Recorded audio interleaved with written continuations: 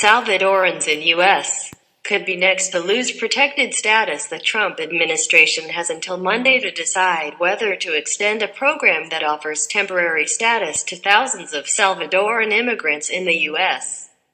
The program, called Temporary Protected Status, protects immigrants from being deported if a natural disaster or political turmoil has caused instability in their native countries.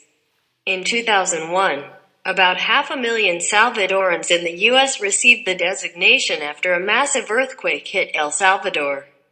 Approximately 200,000 Salvadorans maintain that status and are at risk of losing it under the Trump administration. They pay billions of dollars in Social Security and Medicare taxes.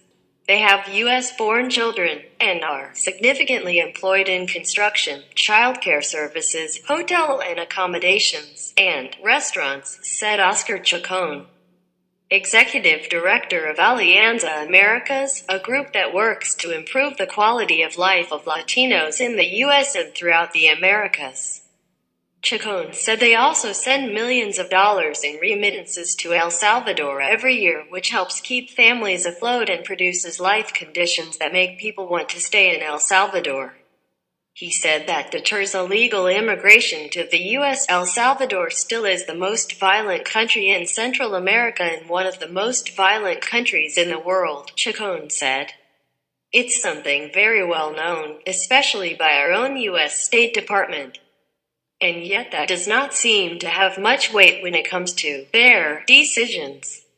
Last year, the State Department concluded conditions in Haiti were safe enough for Haitians with temporary protected status to return there. The number of TPS recipients varies, but according to a Congressional Research Service report, the Trump administration ended the humanitarian program for 58,557 from Haiti, 5,306 from Nicaragua and 1,048 from Sudan. Another 86,031 from Honduras are also waiting to hear whether the Trump administration will renew their status.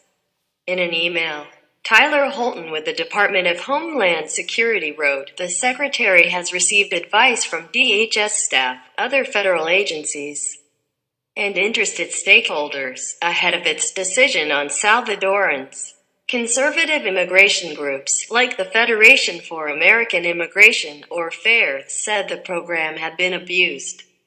They said immigrants should only receive protection from deportation long enough for their home countries to recover from a natural disaster or war. TPS is a temporary program, as the T in its name indicates."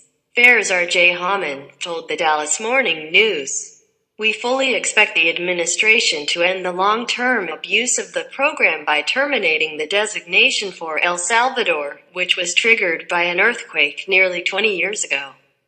This will send a strong signal that the rampant abuse of the TPS program will no longer be tolerated. Nicaraguans will lose their protected status in January 2019 and Haitians in July 2019.